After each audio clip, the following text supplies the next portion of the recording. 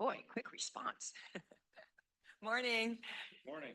Okay, the September 15th Board of Directors meeting is called to order. First, I'd like to ask our interpreters to explain how to access interpretation. Please go ahead. Announcement from interpreter.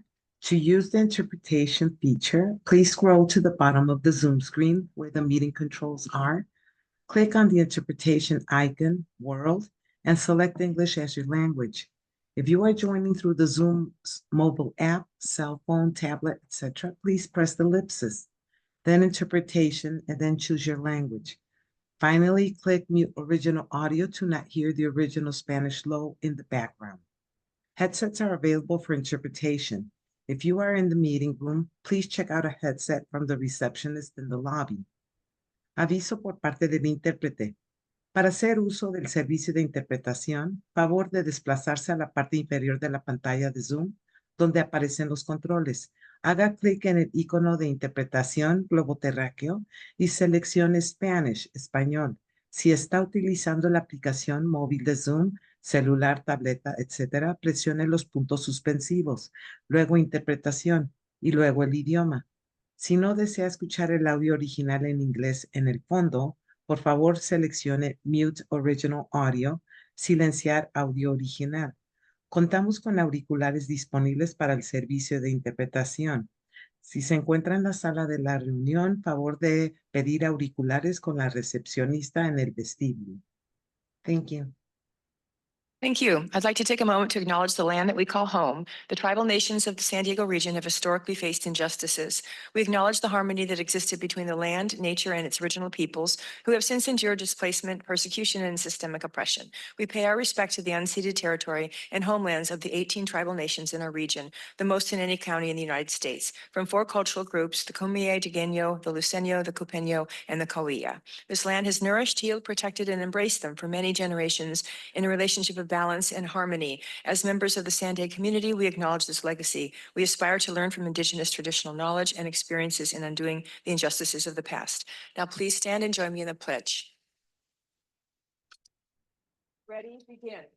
I pledge allegiance to the flag of the United States of America and to the republic for which it stands, one nation, under God, indivisible, with liberty and justice for all.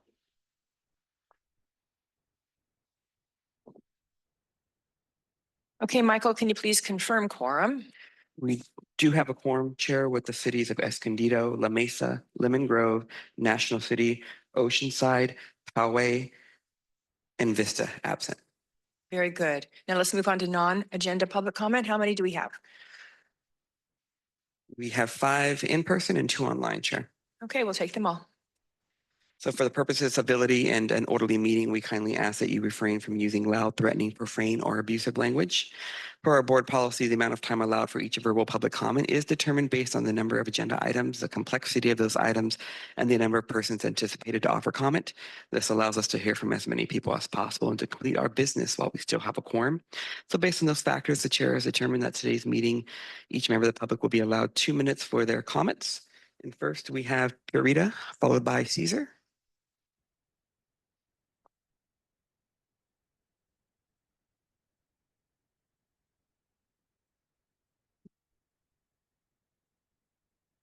Good morning.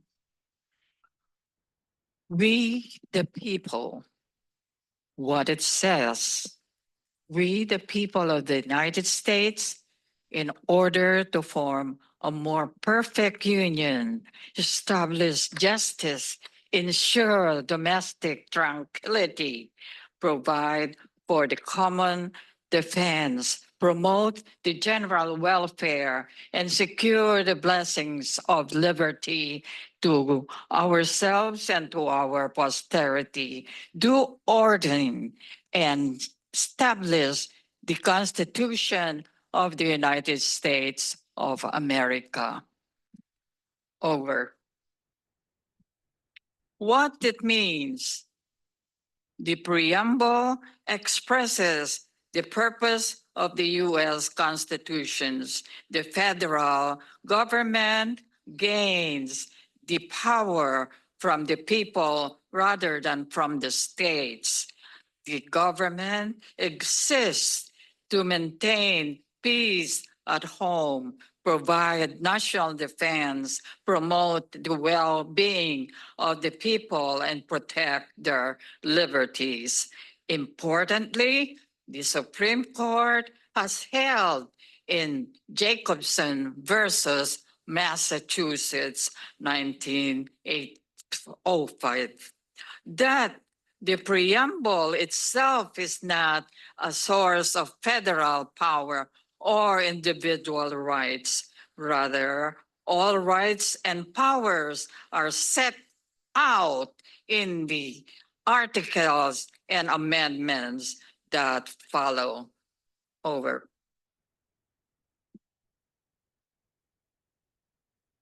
That next is Cesar Javier, followed. Still 3 minutes, 3 seconds, sir. Next is Cesar Javier, followed by allegedly Audra.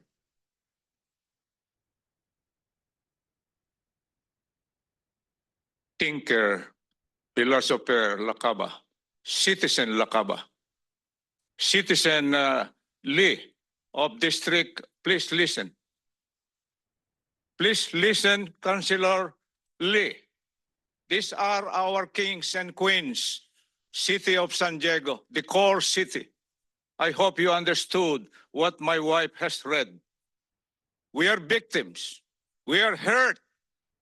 Now we ask justice because justice is delayed and justice is denied by this king of land use and the former king, chair working environment. We sought help from him or her or them. And he declared, Cesar, I will talk to Councilor Rivera. Is there another Uncle Sam in our governance? Think of it. Law graduate from Harvard. Our university is supreme to Harvard, University of Life. And we speak today representing the public. 1, 2, 3, 4, 5, 6, 7. 7 against you? Where is the other Uncle Sam? Crime against society. That's our first charge to the, who is that Mona Lisa smile? Good, he's not around here. He was around Mario at the Air Pollution Control District. She was just seated there. You know what their presence there, including the king and queen of portalets and toilets? To protect the businesses sector. That's the reason why the city kings and queens are in the APCD governing board. Thank you. Your time has expired. Next is allegedly Audra, followed by Truth.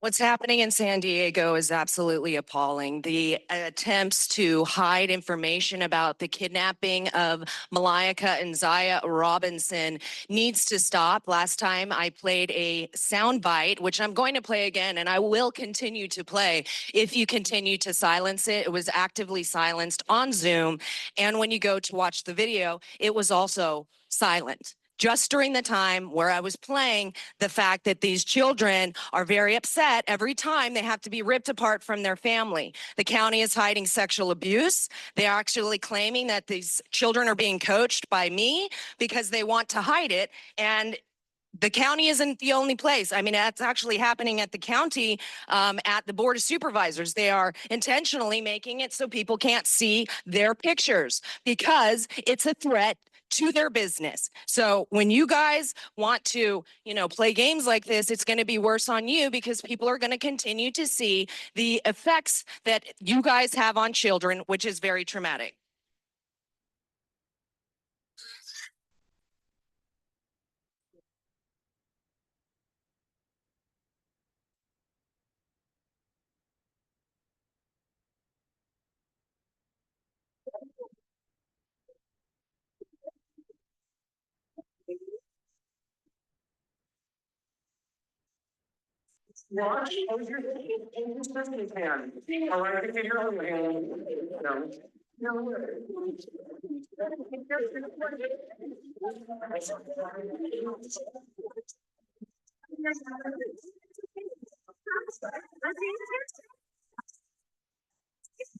These children have been abducted by the county. They are holding them captive and trying to hide this. Does it have to be your children for it to matter? What if that was your child? Thank you. Your time has expired. Next is Truth, followed by Evelyn And that Lopez. better not be silent.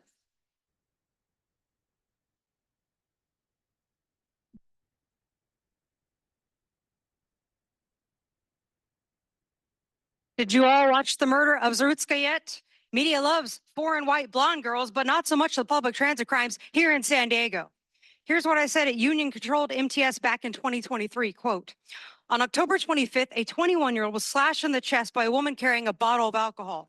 On November 1st, a 20-year-old was punched and knocked unconscious with a bottle by a man yelling profanities. It mattered that there was at least one armed security officer on the trolley car. And some of you, Steve Goebel, have the audacity to expect a fare hike to ride under these lack of security conditions. 82 assaults last year alone, end quote. I'll never forget MTS's former head of security, Al Styler, claiming public transit only requires a perception of safety. Whoever doesn't want more murders, allocate funding for public transit security now. At least one security officer at every trolley and coaster stop and on every car. If you've got $6.5 million laying around for children to ride under those conditions, then you've got money to put toward safety for the paying adult riders. Bad political policies have real-life consequences, especially for the most vulnerable like youth. Next, on July 23rd, 2021, Matthew Leyva Gonzalez sent to himself an email from Union slumlord Carol Kim entitled Call to Action SANDAG Project Labor Agreement Vote. That said, quote, at the SANDAG board meeting, July 23rd, this vote will authorize a PLA for all the work covered by the Regional Transportation Plan, upwards of $160 billion over the next 30 years. We need 50 to 60 members to call into the meeting. I can also find someone to read it on your behalf. Talking points and messaging. Women and Black, Indigenous people of color would be really helpful. Here are some talking points. During the meeting, I'll be available by text. Carol Kim, San Diego Building and Construction Trades Council, end quote. SANDAG's 2021 PLA contract with the building and construction trades was a conflict of interest when it was approved by board members who either belonged to or were funded by the same group, including Todd and Catherine. I demand an immediate investigation into that corruption that was allowed in 2021. Next is Evelyn Lopez, followed by Blair Beekman online. Good morning. Those little screams that you guys heard, those are my children. You guys are holding captive. Terry, remember me? You're one of my favorite persons growing up, and seeing you here just breaks my soul. My children would not be trafficked by you guys, all right? Malaika and Zaya need to come home because they have never been abused. They have always been loved, and every time and every visit, they ask me, Mommy, when are we gonna go home? The only thing I can tell them is soon. And you guys are still planning to adopt them out. Why? You guys are gonna traumatize my kids even more, and it's not fair. It's not fair for them, and it's not fair for our family. Those kids are loved, and you guys are gonna tear them from a loving family that adores them to a family who doesn't even love them, who doesn't even protect them. That same family that you knew, Terry. They didn't take care of me well growing up, all right? And did you know that I was the product of a trafficked child? Yeah, they trafficked me from Mexico over here illegally. And now they're trying to do the same thing to my kids. And it's not gonna happen. It cannot happen. I need my children back. They need to be back where they are safe and they are loved. Please, if you guys just open your hearts, please. Thank you. Next is Blair Beekman online, followed by Paul Hinken. Hi, Blair Beekman. Thanks a lot for public comment this morning from everyone. The audio was a little garbled over the Zoom line for others' information, but hopefully everyone in the meeting heard what sounded like a very important topic. Good luck in your efforts to work on the issue. I wanted to comment for myself. I guess just a comment. I've been listening to the national news, and they were reporting in some news channel that Mexico is actually working on pure water systems for the future of the Tijuana River and their sewer issues. I didn't know that was happening. I've been reporting that it's my understanding that Mexico is only working on a desalination issue. And that's obviously, as always, is part of the jibe and debate between, San Diego and Mexico on how to do better practices. If I can get some sort of clarity on that and understanding where Mexico is at and how that conversation should be kind of a regular part of our public meeting process and not to fear those conversations is important to me. I think we really have a responsibility to have an open, clear dialogue with Mexico and that conversation and dialogue be accessible to everyday community. And SANDAG is a perfect place to do that. So good luck in that. And good luck, 9/11 was yesterday. I think we're all mourning in some way. It made clear to me that Trump and his administration are so gung-ho on the rhetoric of war this time, both internationally and domestically. I think it's obvious it's causing problems here in San Diego and across California. Man, we're trying to stop war since 9/11. What is Trump doing? What is he doing to us? I think we really have to address his actions of over-militarization of ICE agents down here. We can do it. Thank you, Blair. Your Thank you. time has expired. Next is Paul Hankin, followed by last public comment 813.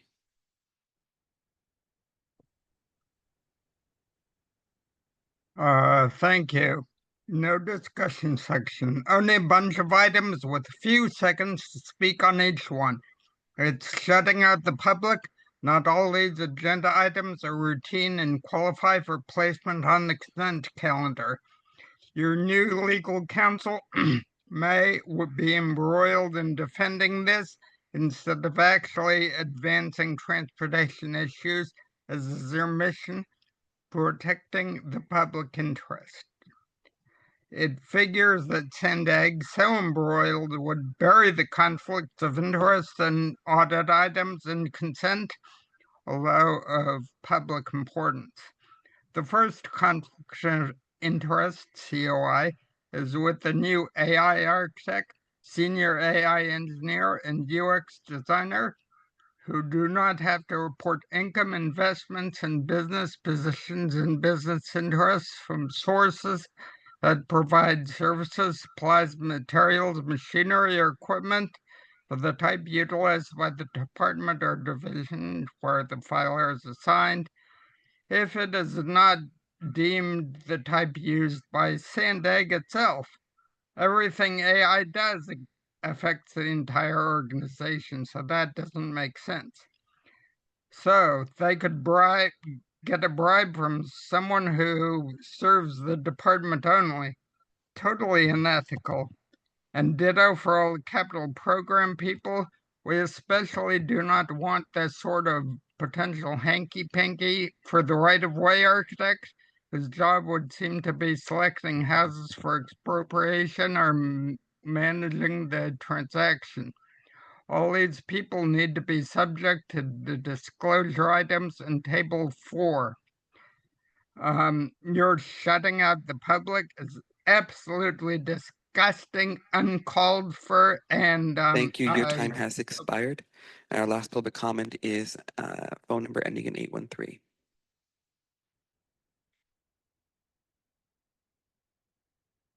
Okay, Consuelo here. So let's see, let me remind you, you do not work for the United Nations, you do not work for the World Economic Forum, you do not work for corporate lobbyists, you work for the people of San Diego County. You're supposed to. The very people whose tax fund every single one of your salaries, perks, and pet projects. And let me tell you something else. The people are waking up. From Todd Gloria to Mayor Snow, the truth is out. The public is catching up, and they do not approve of you. On top of the box of lies you hide behind, all dressed up with empty promises, carefully scripted smiles, and words that mean abso-fucking-lutely nothing once the cameras are off. It is criminal, absolutely criminal, what you continue to get away with while families are struggling, while housing, food, water, energy, and transportation become more and more unaffordable. And you sit there pushing globalist agendas that do nothing for the real needs of people you're supposed to be serving. The illusion is cracking, the patience is gone, the people are starting to see through what you and the media are doing, only misleading and lying. You all are being watched, and history will record where each and every one of you stood. Straighten out your acts, straighten out your priorities, start serving the people, or step aside, because the Great Awakening cannot be stopped. Done. That concludes our public comment, Chair. Thank you so much. Now we're on to non-agenda member comments at this time. So far I have two speakers. The first is Mayor Jones. Thank you so much, Chair. I just wanted to bring up the additional tribal seat, and there will be a letter that is pretty imminent on that. They did take a vote back on July 15th. There were 19 members that were present, and they voted unanimously. Only 6 were not there that day, but they will be writing a letter soon. So just for clarification, it's adding 2 seats to the current board of directors. So it'd be 23 versus 21 with those 2 additional seats, because many of the time they are not having their voices heard, and they have some of the greater needs when it comes to transportation. So that's why I've been advocating for that. Other than that, that's it. And welcome back, everyone. Thank you. Thank you. Gil Cabrera. Thank you, Chair. It's an exciting time at the Airport Authority. We are now less than 2 weeks away from the opening of Phase 1A of New Terminal 1 and the first 19 gates. This weekend, I wanted to remind everyone in the public that from 9 a.m. to 12 p.m. on Sunday, the new terminal will be open to the public. You can come, you can park in New Terminal 1 parking plaza, and we'll validate that parking for you, and you can just walk around the new terminal and check it out. I am so excited, as is my entire team, to share this incredible achievement with all of you. It is one of the largest infrastructure projects in our region's history, $3.8 billion when it's all said and done. And it's going to be coming in on time, which is a beautiful thing. Right now we're tracking on budget, which is incredible. And so we are just excited to show it to everybody. For those of you who have traveled out of the 1967 building that is currently being used as Terminal 1, I cannot convey the difference of experience that you will have. It is technically a little over 3 times larger than Terminal 1 is today, but that does not convey the difference in the feeling of space that you're going to have. So you'll have a lot more space. So this Sunday, 9 to 12, open house, free to the public. Please come by, check it out. And then September 23rd, we will open full operations for the first 19 gates of New Terminal 1. And literally within days of that, we'll start tearing down the old Terminal 1 so we can finish the project in 2 years. Thank you. Very good. The UT had really good coverage on that. A lot of photos, and it was impressive even looking at it on my screen. So thanks for sharing that. All right, so welcome back, everyone. Back from our August recess. I hope you all had a restful and enjoyable break. I'm glad to be back together because we have a very productive next part of the year together. And in fact, we have so much work to do between now and the end of the year that in order to allow time for everything, our time certain end time will be 1:30 for all the meetings henceforth. So please adjust your schedules so that we know. And we will also have the 5th Friday in October as a meeting as well. So heads up. Another reminder, Clean Air Day is coming up on Wednesday, October 4th. We encourage our members and communities to take the pledge to commute for clean air. You can find more information and promotional offers for Clean Air Day on the SANDAG website. I'd also like to remind everyone that applications are currently open for the ITALC, the Independent Taxpayer Oversight Committee. We're seeking licensed engineers with at least 10 years of senior level experience managing transportation project design or construction. So if you know of anybody, have them go to the website and submit an application. The deadline is September 27th. Thank you. With that, I'll turn it over to Mario for his update. Thank you, Chair, and welcome to all. I hope you had a great August. Also talking about things, National Rail Safety Month is this September. So this is a time to reflect on safety on our rail system as well as any other transportation system. I want to take the opportunity to thank Navy Region Southwest for hosting us in a working meeting with the leadership. It was great. We were able, between the SANDAG team and the Navy Region team headed by the Admiral, we were able to discuss priorities and where we can focus resources and leverage our different agencies to be able to get projects even in a more expedited way.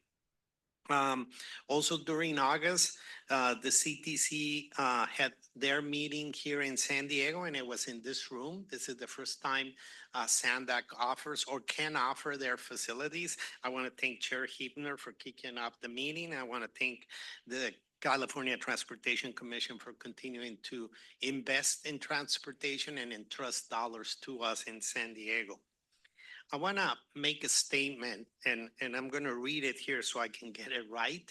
There was a discussion yesterday at MTS board regarding a fair study and different items. So I'm going to go ahead and just do my remarks. You know, the conversation that was had yesterday at the MTS board meeting, which discussed the transit fare study and clear up some confusions that happened there. Per law, SANDAG oversees the Comprehensive Fare Ordinance, which provides the regional framework for transit fares implemented by MTS and North County Transit. For any fare changes to be implemented, including fare increases or changes in fare types, the SANDAG Transportation Committee is delegated to approve the changes and amend the Comprehensive Fare Ordinance. In the spring of this year, MTS asked SANDAG to start a fare study to look how this could assist their financial challenges that they're having or future financial challenges. North County Transit agreed to be part of this study.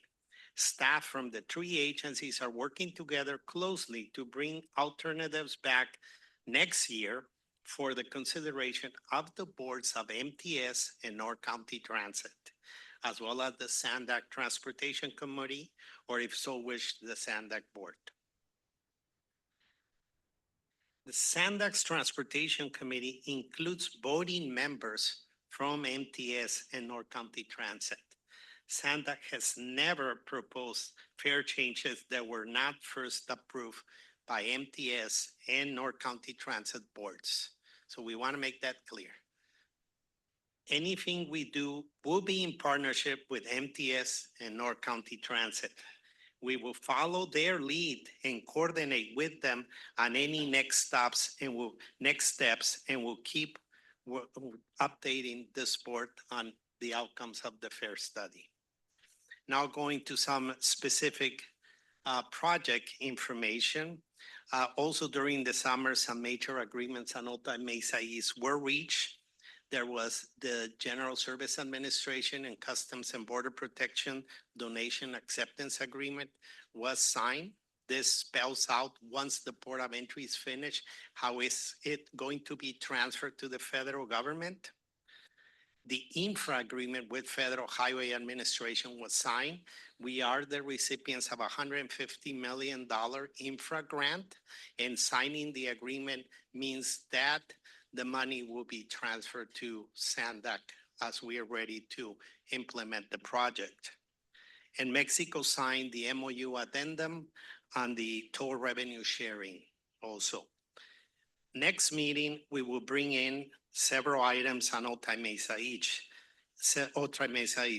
One is the building authority item, where SANDAG will be the building authority to oversee the port of entry and its guidelines. And we will bring the first work package. Also on this project, during the summer, our partners, Caltrans, together with our partnership here at SANDAG, will open the last portion of State Route 11. This was between Siempre Viva and Enrico Fermi. Basically, the roadway is already open all the way to up to the proposed port of entry site. On other subjects, during the summer, we celebrated the official launch of a new micro transit service in southeastern San Diego. This was in partnership with Urban Collaborative Project, the California Air Resources Board, and the City of San Diego. The project will be serving southeastern San Diego neighborhoods like Choice View, Emerald Hills, and Mount Hope. This is a 4-year pilot program that will be operated by Via Transportation. We continue to champion flexible fleets in the region, and we will share our flexible fleet grant program call for projects in the coming months. In the audit part of the agency, we're happy that our internal controls director is hard at work. And it's near completion and developing an audit tracker within the agency. This is going to help us prioritize, implement, and understand due dates as well as enterprise risk and where we should be focusing our resources. Some of the recommendations are coming up is to focus in the development on central document repositories, update policies and procedures, and staff training and core competencies. Regarding the regional plan, we released the environmental document, the draft environmental document for the regional plan. We will be receiving comments up to October 13. Any updates that had happened on the draft RTP will be shared at the joint PAC meeting on September 19, and then we will be coming to the board on September 26.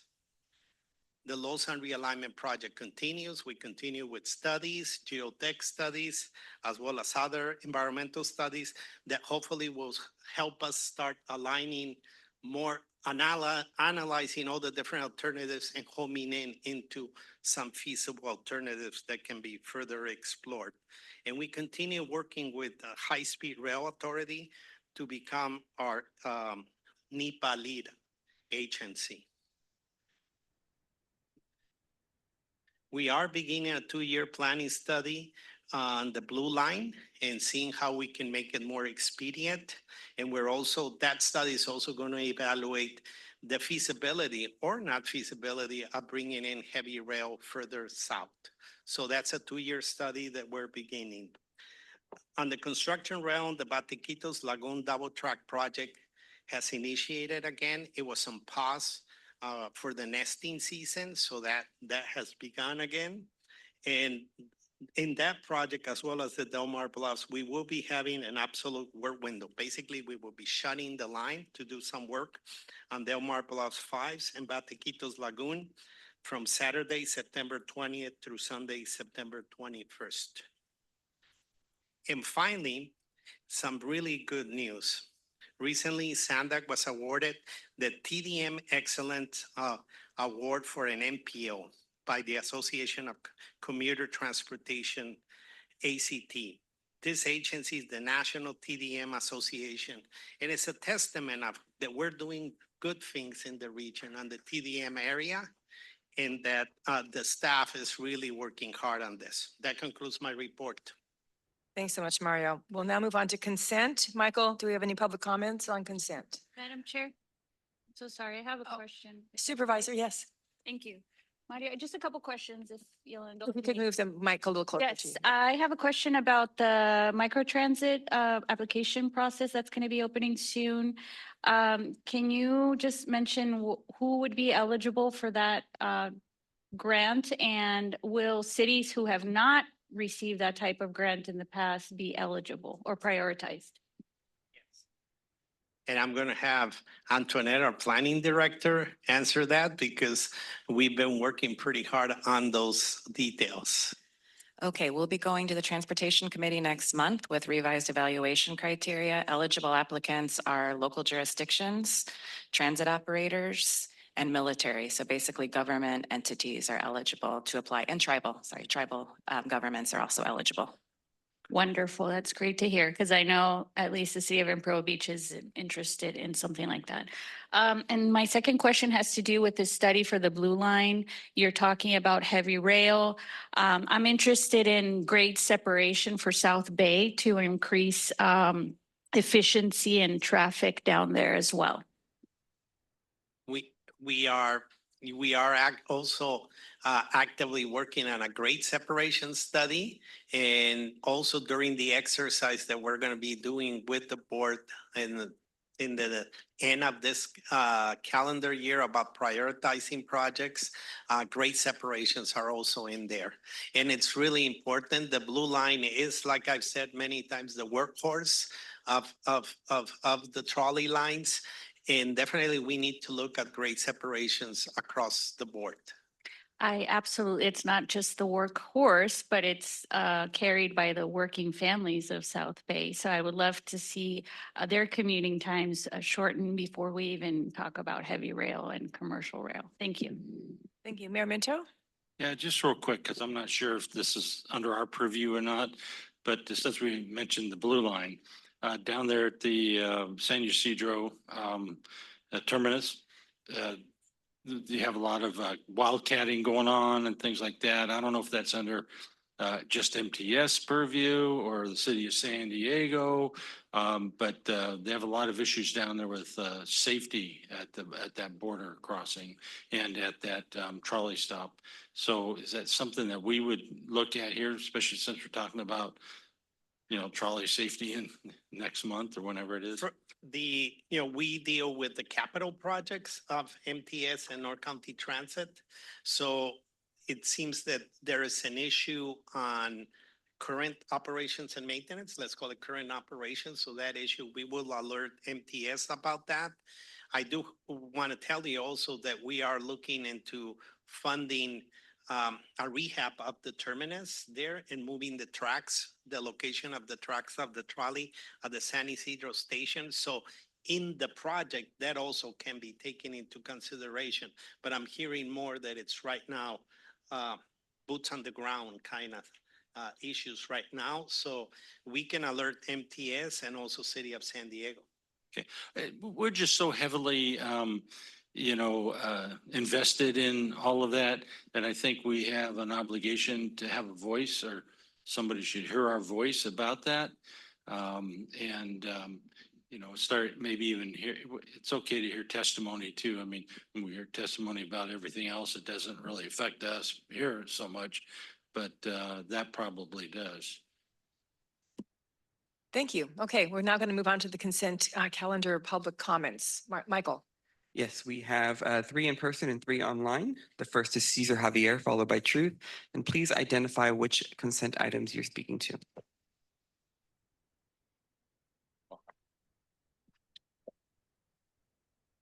Thank you, SANDAG. I lump my comment 1 to the end subject. Minutes. We dream that the engraved substances in the minutes, hopefully these minutes, be a minute that solve the issues and problems preceding to it. I think that's the heart of minutes. The rest, thank you, SANDAG, because the process is good, better, best. We could only dream what circulation would be to the growing rural political units and its geography. When are we going to plan that imaginary east-west hell of wheels, if I have to say it metaphorically? You have the power of acquiring those pieces of real estate where we could have that smooth circulation mobility. That's what we miss in here, generally. We dream of that, SANDAG. The time is now because this real estate is still empty of humans. East to West Rail Road is our reference. When do we start that? SANDAG, the pinnacle of planning and implementation. Thank you, Caesar. Your time has expired. Next is Truth, followed by allegedly Audra.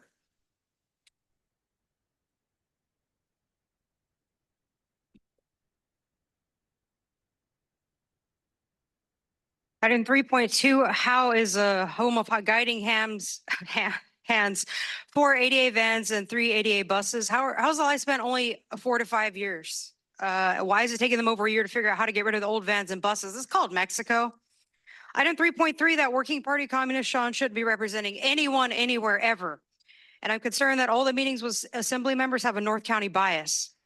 The SR11 ceremony lists Caroline and Mario in attendance, but there was also an uninvited attendee. That's Paloma, the one who said IB should buck OME. Another flip-flop lie for Mexico. And, you know, even Mario's update, it sounded like a Mexico update to me. Because East-West, yeah, when is that ever going to happen? We wonder why there's lower ridership on the trolley for the orange or green lines. It's because they don't get anything ever. Next, item 3.4, the conflict of interest code needs to include any paid political union affiliation and any lobbying for project labor agreements, because that is how SANDAG became steeped in debt, corruption, and dysfunction. Item 3.5, capital project idea, build a security kiosk at every trolley station and coaster station. Item 3.6, why did NCTD not provide copies of its contracts for 2 years? Why is FACT allowed to lack outcome-based metrics? Why was the annual operations report and the fiscal audit both late without approval? Or certify that our tax dollars are spent in conformance with law, especially when their salaries and benefits have increased by 7 times? You can't tell me FACT's the best choice when we don't have any metrics on fulfillment of services. There needs to be fiscal consequences for non-compliance, and it needs to be noted in their record. Why didn't MTS certify that our tax dollars are spent in conformance with law? Why can't they account for services? Why doesn't this audit match MTS's fiscal realities? I demand an audit into both MTS and FACT's operations. SANDAG's 2022 triennial performance audit was late thanks to Hassan, but the corrupt state should have withheld funding, and using Excel to manage federal grants is unacceptable. Item 3.9, it says OIPA didn't find any board members that knew Eton was junk before 2023. Does that include past board members like Union Minions, Todd Gloria, and Catherine Blakespeare? Next is allegedly Audra, followed by Paul Hankin online.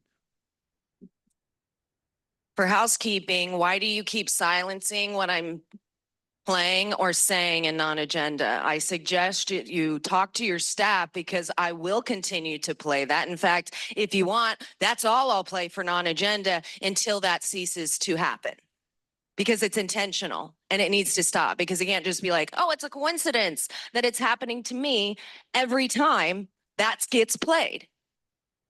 So you guys need to course correct immediately, or you're going to face lawsuits and hear those children crying over and over and over and over again. So is that what you guys want? It seems like it, because that's what's going to happen. Now, anyway, what you guys need to do with your board agenda is bring forward something that is being transparent with the people with this vehicle miles traveled tax or fee or whatever's going to come through insurance now. You guys are going to bring it down the pipe. The state's going to bring it down the pipe. It's coming through insurance. You guys sit here and you talk like you want people to be able to, you know, have more money or be able to do more things. But everything that you do, you bring in taxes and fees and more this and more that and increase this and increase that, leaving people with and no ability to even take care of their families. But this is a plan to get everybody out of their cars. So how do you do it? You do it so that you make it so nobody can drive anywhere, so that they have no insurance, so that they get their car taken. And then what do you have? The nice little public transit that's a piece of shit that people don't even really can't use much of the time, because you only have it in certain areas. It's not convenient to go all over the place. It actually takes all day long. And this is something coming down the pipe that I don't even think people really understand. And it's negligent of you guys, because you're putting people in a predicament. But you know what? That's the whole point, is to be dependent upon the government. So you know what? You guys are doing fantastic. Good job. The United Nations is proud of you. And you guys are all engaged in treason because of it. Next is Paul, followed by Consuelo.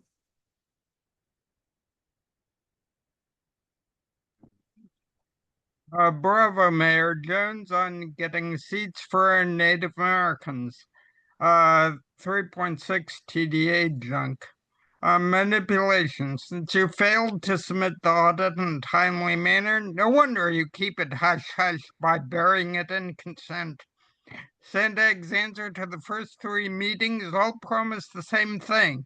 The development and management of maintenance of an annual calendar, clearly identified roles and responsibilities for key tracking key dates and audit deadlines, and the integration of internal controls such as checklists to ensure timely transmittal.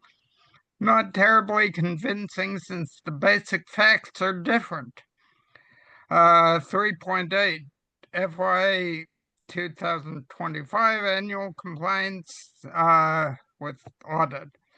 No wonder it's buried in consent. One of the first items is that only 3 out of the 11 recommendations on the 2018 Transcend audit 7 years ago are complete, with the other 8 still pending. The total for all external audits is a bit better, even though the presentation is ludicrous. Over the past 7 years, SANDAG received 110 external audit recommendations, 43 are open, 67 implemented. These results demonstrate SANDAG's commitment to address external audit recommendations. Overall, 61% of all recommendations were implemented. 61% demonstrates a commitment? More like a failing grade in my daughter's school. Annual transportation report, item 6.9. I'm pretty sure you found a list of employee misconduct. Thank you. Your time has expired. Next is Consuelo, followed by our last public comment, Blair Beekman.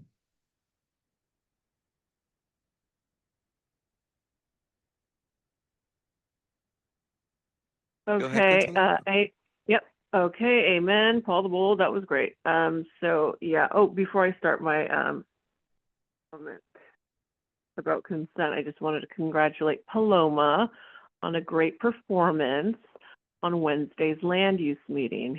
You know dang well what was going to happen, but yeah, let's just make the people think that you're for them. Anyway, so let's see. With so many items buried in consent, as Paul pointed out, I need to pull this one out. The so-called update on conflicts of interest code. How convenient that this gets hidden here when the people could speak on this for days. Because if there's anything this agency is drowning in, it is conflicts of interest. Developers sitting on boards that make land use decisions, lobbyists writing the very policies that profit their clients, public officials serving private masters while pretending to serve the people. Everywhere we look, conflicts of interest galore. And here's the deeper truth, you all know it. Codes and policies mean nothing if the same people benefiting from the conflicts are the ones writing the rules. It's the fox guarding the hen house. If this board wants to be taken seriously, prove it. Stop burying items like this, don't rubber stamp them, and open it up, let the public weigh in, bring the media in, shine the light of day on it. But you're chickens, and you won't, ever. Done. Our last public comment is Blair Beekman. Hi, Blair Beekman. To quickly comment, yeah, I've noticed what audio is doing when Audra has tried to offer it before through the Zoom process. You can't hear it. It's totally garbled. There's a number of reasons why that's happening. Security, possibly. Good luck on addressing that issue, better addressing it, so we can hear recordings at public comment time as needed. I guess it being in the new place, maybe that's why this is happening. Good luck in working on it. to also quickly comment, housekeeping matters. You guys often offer a lot of comment during staff presentation and Mario's comments. I hope this consent calendar time can be a time to public comment can be allowed for items that you guys talk about much. So that all said, I wanted to speak on the previous meeting minutes item, which is 3.1. Within the meeting minutes, items 3.4 and 3.5, they were about bike issues, the future of bike throughway issues that to me are really important. It's important that you can be able to listen to not only bike advocacy and what they're trying to build for the future of bike lanes and stuff, but listen to tech accountability persons like myself. I mean, we're trying really hard to build a full participatory future for everyone. And if you're going to build all the technology for the bike trails and don't, spend time on the accountability of the tech, that's defeating the purpose of our sustainable future, I feel. And that we have to work together on sustainability based on accountability. Good luck in those efforts to do that. Housing acceleration was 3.4 from last meeting. Really quickly, I hope we can be working on mixed income ideas a lot and expanding those concepts and considering how we can be better talking about the Thank you. Your future. time has expired. That concludes our public comment on consent, Chair. Very good. We're on to board member comments on consent. Councilmember Molina. Thank you very much, Chair Huebner. I'm not interested in pulling any of the audit items off of consent. I just want to make note of them. I'm very happy that they are on there. The consent agenda does include the reports outlining the good progress that SANDAG has made, implementing the audit and investigation recommendations from OIPA, and an update on the external audit recommendations. We are going to hear a report from our independent performance auditor later this at the end of this meeting. So I'm looking forward to that. And I do invite folks that are interested. We did go through a robust discussion on these items during the audit committee meeting. It's on YouTube, and I invite everyone to log in and check it out if you're interested. Thank you. Thank you. Mayor Sanchez. Move approval. Very good. Do I have a second by Molina? Please vote. Remember to use your devices. 1 means yes, 2 means no, 3 means abstain.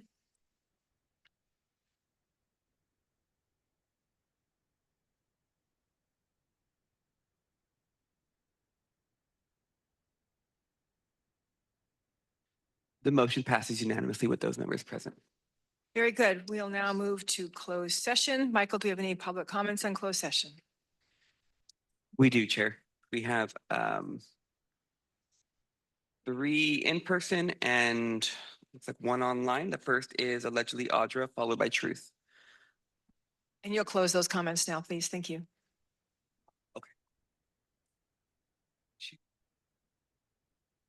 Always some anticipated litigation. It's crazy the kind of litigation that this whole entire county engages in. I mean, the city of San Diego, the county, their meetings, holy crap, it's like A to Z with just like lawsuits. It's pretty disturbing because the people pay for it. And it's like, what's there to report back? Nothing, except for maybe we're going to pay somebody $500,000. So out of your money for us to being negligent. And the continued silencing of my speaking online. I mean, you can't, seriously, it's like Blair's the one that told me last time and he told me again. So, I mean, the fact that that's happening and you guys are like, I don't know what's going on. I mean, that's why you guys face litigation, because you do negligent things like that intentionally, thinking that, you know, people are so stupid that they'll just like let it go. But I mean, it is very sad, and it's sad to see, you know, people like Charlie Kirk getting murdered because he's speaking the truth. And that's what's concerning is like, you know, you're trying to silence the truth. Why is that? How is that any different than, you know, assassinating somebody like that? I mean, that's pretty brazen when you guys continue to encroach on people, and people like Monica Montgomery Stepp, who works at the county, told me to be careful. And I've been beat up by a sheriff. It's very concerning what's going on in the rhetoric that goes on with the socialist communists in this county, inciting that kind of stuff. It's really concerning. And people are promoting it. In fact, when I left the county, at the county meeting, I had a cigarette in my hand. I didn't even light it. And this man told me, you can't smoke in this park. It's illegal. FAFO like Charlie Kirk. That's the kind of stuff people at the city incentivize, people at the county, all you guys in your cities. It's sad because like you encourage that kind of stuff to happen and you sit there and you say that you want to uphold the Constitution. You don't care about it. You actually don't care about the people and it shows. Something better not happen in San Diego. Next is Truth, followed by Cesar Javier.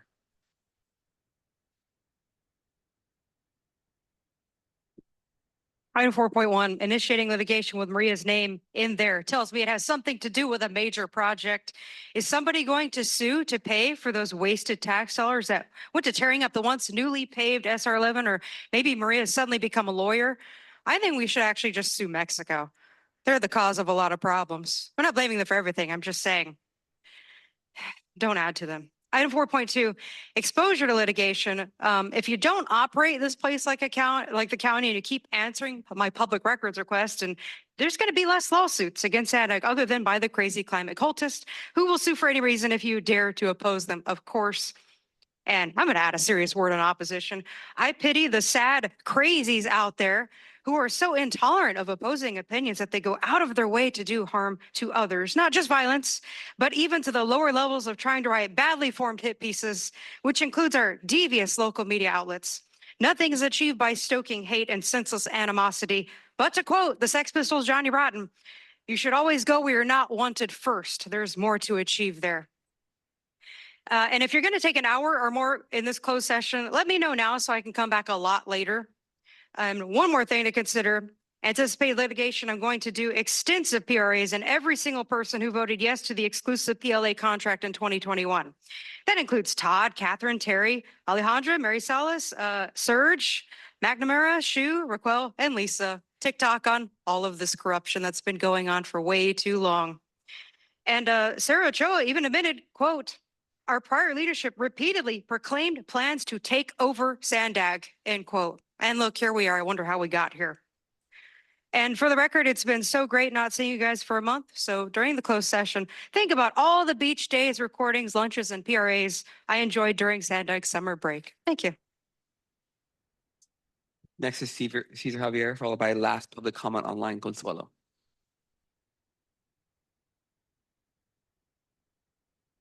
I could only speak of lessons, not here, but from the core city of San Diego.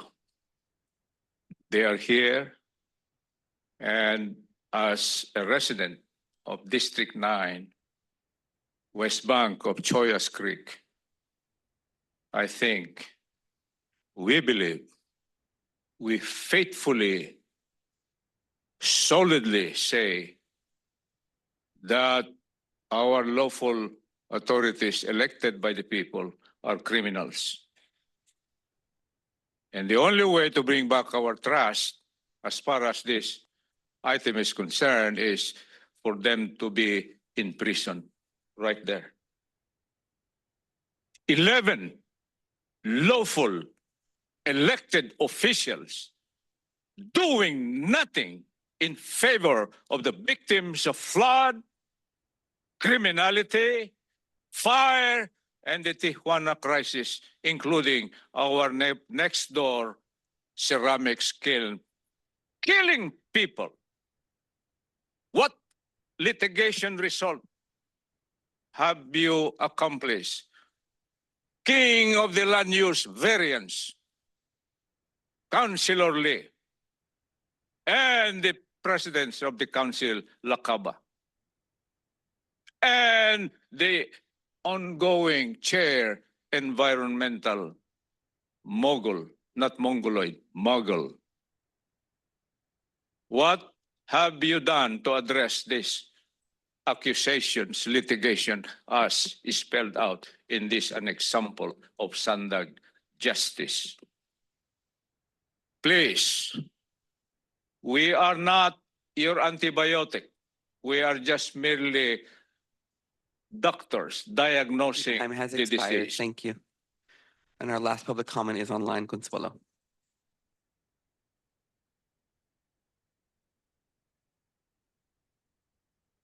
Consuelo, go ahead.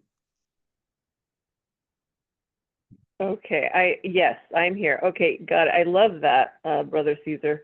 Yeah, we're the doctors. They have to be able to be the antibiotic. Anyways, okay. I find it hard to believe that there's only one potential case here. Over the past few years, multiple lawsuits and claims have already been filed against SANDAG, excuse me, for mischarging drivers on the SR 125, for failing environmental impact laws, for internal contracting abuses, for mismanagement of vendor oversight. If we have these cases, then why the claim that this board is facing just one potential case? Are we hiding more? The 125 toll scandal alone shows clear negligence. Software that claimed or that charged people unfairly, internal warnings ignored, retaliation against those who objected. I forgot her name right now, I can't think of it. This board let that happen.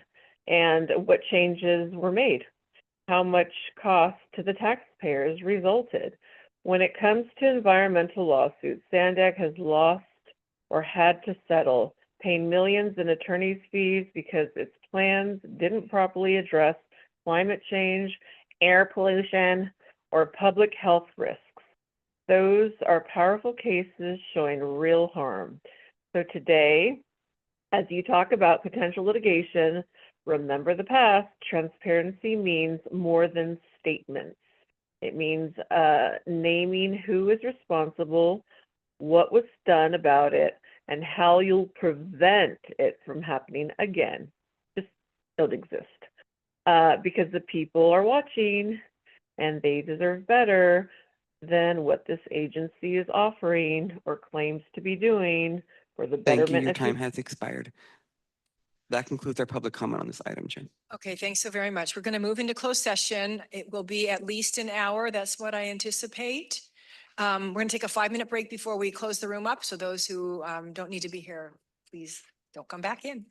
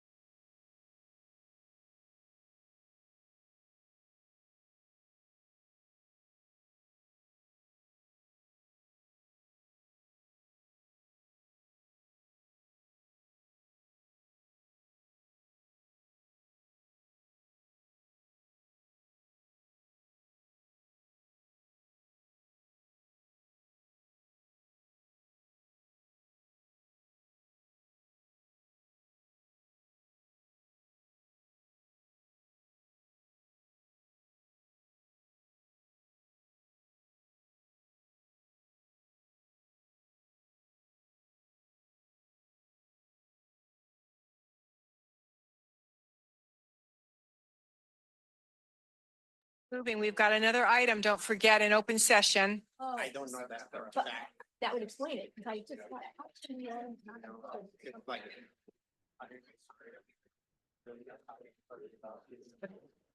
Could everybody please take your seat so we can get started? I'd like to turn this over to Alfred so that he can report out.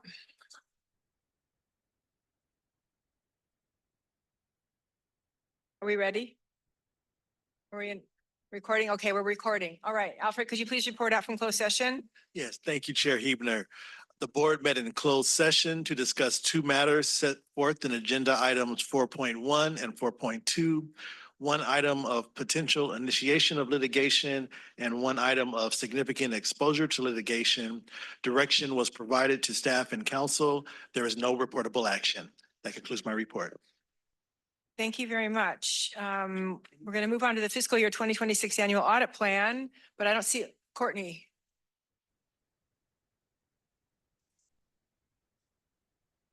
So we'll pause until we find our independent auditor.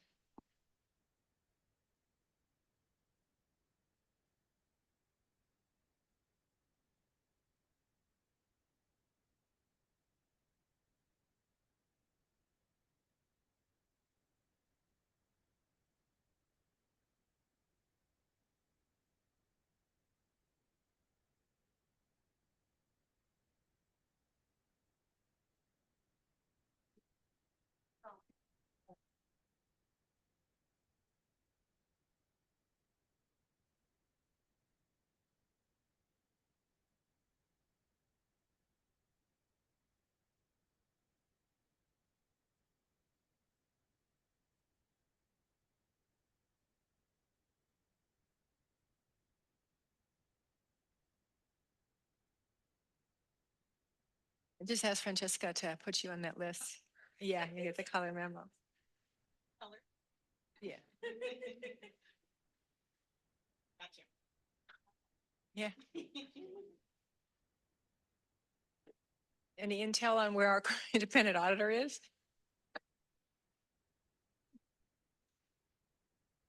She's looking under every rock for us.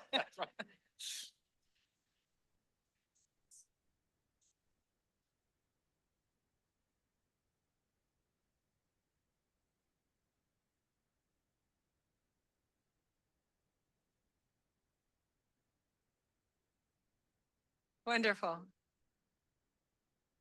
Thank you, Courtney. I'll let you get settled and then you're on.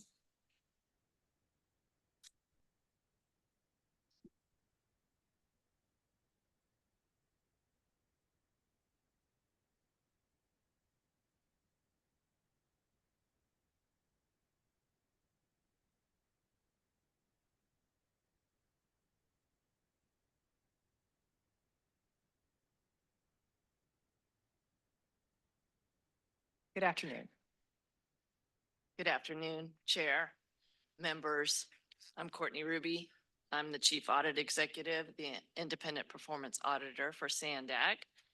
And just a reminder for the public, so my team and I, we provide the oversight function for the Board of Directors over SANDAG's operations. And today I am presenting the annual work plan and our risk assessment for fiscal year 2026.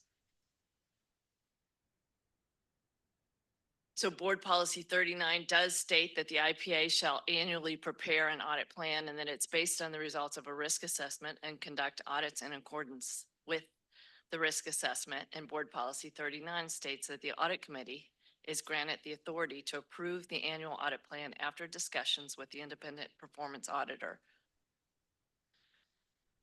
So after my risk assessment that I performed, it informs the areas that we're going to audit in the coming year. This year, the process identified the following significant risks: contract management processes, hiring and procurement practices, budget management, and agency-wide internal controls. The risks were then prioritized and incorporated in OIPA's proposed annual work plan for fiscal year 26 as follows. And many of these things were already underway. So while we're moving into looking at the risk and putting the work plan together, I'm always paying attention to what's going on in relation to SANDAG operations, what we're hearing on the hotline, what individuals are telling me. And so many of these things were already being put in place. We issued a sole source procurement audit in just a few months ago. And in that procurement audit, we recommended to come back and do a review of the sole source solicitation process improvements. So you'll see this is incorporated in the annual work plan. We also, from that sole source procurement audit, had an assessment of planned capital project outcomes. And when we issued the ethical climate survey in January of 2025, we heard from the employees concerns about HR hiring and promotion practices. So we had already gone to the audit committee and talked about incorporating that into the annual audit plan, and you'll see that that's incorporated. And then budget management practices. So last year, I made a recommendation after the SR 125 investigation to have an independent assessment of the finance department. And that is currently nearing completion. You all will hear that in November. When I was writing the scope of work for that, I incorporated budget management practices because I already knew there was concerns about that. So again, while we're identifying these risks, we have already put things in place to address them that are now in the audit work plan, but were in the works prior to that. The work plan also uses a risk-based approach to expand OIPA's oversight capabilities. And I talked about that a couple months ago in front of you, a third-party integrity unit that is designed to apply risk profiles to SANDAG's contractors and vendors, and when warranted, to analyze the integrity of their activities further. I'll get into that a little later in my presentation. So the work plan is divided in several categories. It includes the performance audits currently in process and to be completed in fiscal year 26, performance audits and investigations to be initiated and completed, performance audits to be initiated in fiscal year 26, OIPA's annual and quarterly reports presented to the audit committee, and also OIPA's key initiatives in fiscal year 26. So the performance audits that we currently have in process that will be completed this fiscal year is the contract oversight of and by H&TB, the independent assessment of the finance department, and the administration of the bike program, the early action plan. Performance audits and investigations to be initiated and completed in fiscal year 26 is the inventory management, major and minor assets, a review of the sole source solicitation process improvements. As I talked about that a minute ago, we have went in and looked and audited the sole source procurement process. We're going to give them time to do some improvements. Then we're going to go in and analyze that. And then we anticipate 2 standalone investigation reports. The performance audits that we will initiate this year but not complete during the fiscal year is SANDAG's hiring and promotion practices and an assessment of planned capital project outcomes. OIPA's annual and quarterly reports we just presented them in August to the audit committee, and those are many of them are on consent today for you all. And then we will present again this year, the annual reports coming up in the fiscal year. So that includes our annual audit and investigation recommendation and corrective action plan status report. And just want to call out the progress that the administration has made in relation to their corrective action status, and that they have implemented, I believe it's over 50% of the audit recommendations in this last 3-year period. And 38% of those have been implemented in the last year. Again, demonstrating a definite improvement in recommendations being implemented. We have the annual investigations report, the annual work plan and risk assessment, which I'm presenting today, and the annual external recommendation compilation, and then quarterly CAP updates that we provide to the audit committee. And we also have a dashboard, which I will preview with you later in October or November, of the audit recommendations. So OIPA's key initiatives in fiscal year 2026. the third-party integrity unit. We are very excited to be doing the work to form this, and it will evaluate SANDAG's contractors and vendors based on a risk profile framework and application of assessment procedures. It will maintain a database of third parties' risk profiles with required annual submissions of updated information. It's designed to deter bad actors. We know that if vendors, subcontractors, contractors, and contractors know that we're analyzing them to see if there's issues with their integrity, that existence of a program like this will deter them because there's an awareness that spreads that companies' transactions will be scrutinized for fraudulent activities. And then if we have reason to believe, we will investigate those further.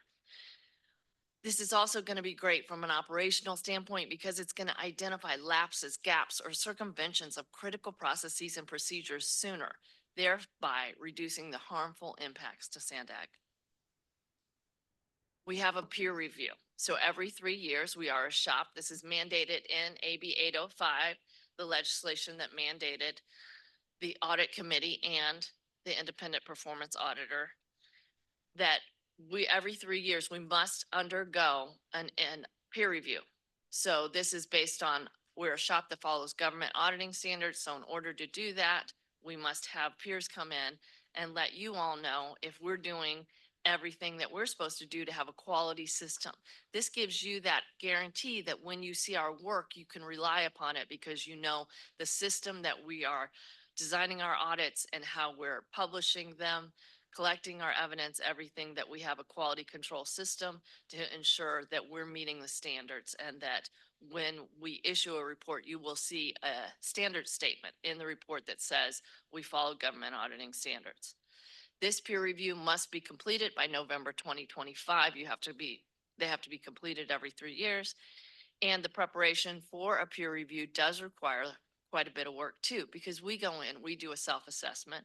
We have to prepare for the auditors to come in. And I'm sure there's some department directors that can appreciate that here.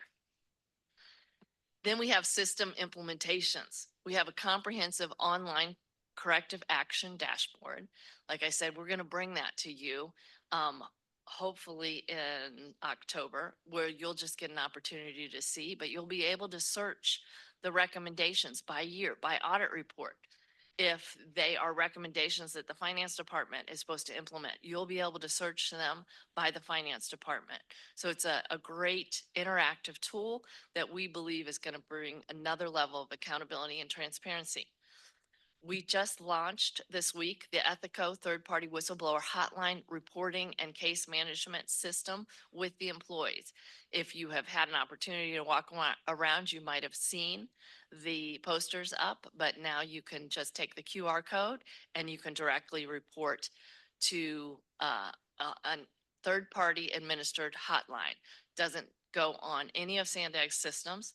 So it is housed completely separate from them. It goes directly to myself and my whistleblower manager. We evaluate the claim, and then if warranted, we initiate an investigation. This is the first time SANDAG has had something like that, so it's great. Not that we haven't had a whistleblower program before, we have, but this really takes it up a notch, makes the reporting easier, ensures that it's secure, confidential, and people can be anonymous if they choose to. We also have just closed an RFP for an audit work paper management system, and this will make our work more efficient and effective. And then in May of next year, we want to do a website refresh. The surveys that we will do, we will have the ethical climate survey again. That was a baseline report that we presented in January of 2025. So we said in a year and a half, we're going to go out and we're going to do that again. We want to hear from the employees. Do they think things are getting better? And as you saw in that report, we also take their comments and we put them into themes, and that gives the board a lot of insight on what's going inside the organization. We're also going to launch a public risk assessment survey. This will help. So when I do the annual risk assessment, now I'll be able to have comments from the public. It will also make it easier for you all. If you wanted to provide information to me, but you weren't able to schedule a meeting with me, this will also give a tool for you to be able to go on and do the assessment online and get that information to me. So we just feel like it's going to be a more efficient process. Doesn't mean I'll still have the board member interviews, but this will be another way to communicate with me. Let's Talk Ethics Quarterly Series. I do believe that you all got an email from me yesterday. We're having our next session next week. Excited to have that. The City of San Diego, their lead investigators will be joining us to go through a team. This has turned out to be a great success, and we really want to keep that conversation going. When we're talking about ethics, we're talking about blowing. We're talking about accountability and transparency. That really helps to make sure that we're in the culture, that we're keeping that at the forefront. And then we will be publicizing the whistleblower hotline to contractors, subcontractors, and vendors. There were a couple of revisions to the work plan. I'm not going to go into a lot of detail on this, but I presented them. I'm required to look at the work plan every quarter and see, are we on track? Do we need to make adjustments? Last year I did. The former chair of the audit committee thought I was a little optimistic in my work plan last year, and I was. So we removed a couple audits. Doesn't mean that they're not going to come back. There's portions of it, like even here, the talent management and workforce planning, you're going to see some aspects of that when you look at the independent financial assessment that comes in front of you in November. Project management, we know this is a really critical issue. So that will come back to that. But we also know that significant work to bring up the project management division in SANDAG is being done right now. We also had anticipated doing a department-wide risk assessment. However, after some of the audits that we had completed and working with the staff, we had pulled back on that and thought we'd do an internal controls training instead. Kind of give the information, lift the staff up in relation to the internal controls before we went in and did the departmental assessment. We started to prepare an internal controls training. However, then SANDAG hired an internal controls director, and so they felt comfortable in taking that internal controls training and focus back. So we happily said, if you would like to do it, please do. We've got enough on our plate. You'll see in the report that we added a work plan by month. So when you go in there, I know it's super tiny on the screen, but you can tell what we're doing. You see every month what our ongoing work is. You're seeing when we're initiating things and when we're publishing and launching. We have a full year ahead of us. I am honored and delighted to lead a team of, we have 10 FTEs. That's not all those positions are filled, but we have increased the capacity of staff and the ability to do more oversight with SANDAG. So really pleased to be able to present this work plan to you all. And we believe we have a great year ahead of us. And with that, I'm happy to take questions. Very good. Before questions and board member comments, we'll go to public comment. Michael, any comments? We do. We have 3 in person and 3 online. Allegedly Audra, followed by Truth. It looks like Audra's here, but go in Truth, followed by Caesar.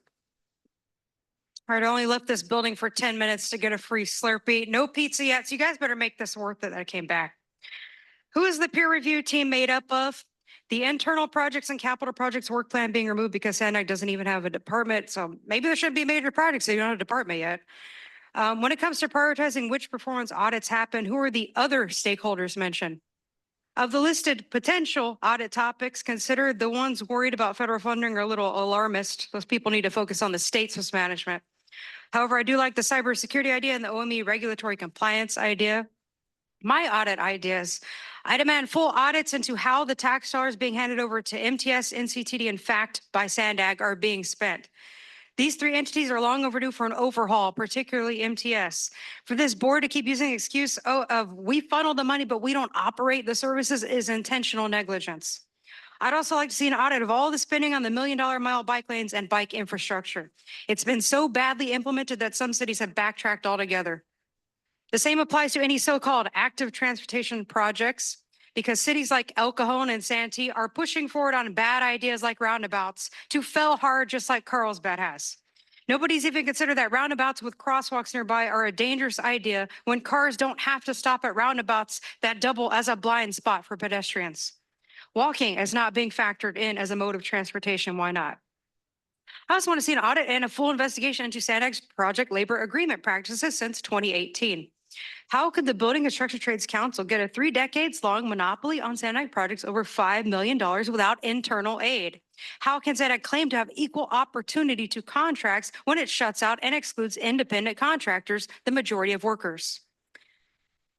Luckily, the true third-party integrity unit is people like me guarding transparency and accountability that boards have failed to do for a long time.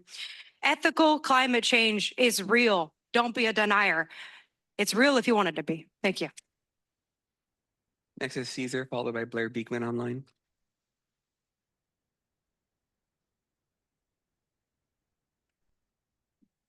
Cesar, as a purposive teacher, we must know our students. And we have known you for quite a time. And this is my contribution, input to this item or subject of discussion. Yes, as frequent as possible, Mario, Madam Chair, on organization and money, leadership, on resources, money, labor, materials, time, etc., and lessons learned. What lessons learned can you input and announce to us, public? We did our share. Yesterday, we demonstrated a solution to Tijuana River issue. Yes, and Mayor Duncan was a witness. The queen of portalets and toilets of the city of San Diego, Dr. Campbell, they were there. And we are following up those criminals at the Water Authority County, second to this, what you call survival kit, clean water. Did we make some audit on this high cost of energy, high cost of water, high cost of clean food, etc., high cost of peace and order enforcement in our community? We only dream within this 2 minutes timeline how much more in linear foot metric length could have been or would have been built. Citizen Lakaba, Citizen Lee, and the rest of those, oh, they are gone, the county political moguls. Oh, here is the replica of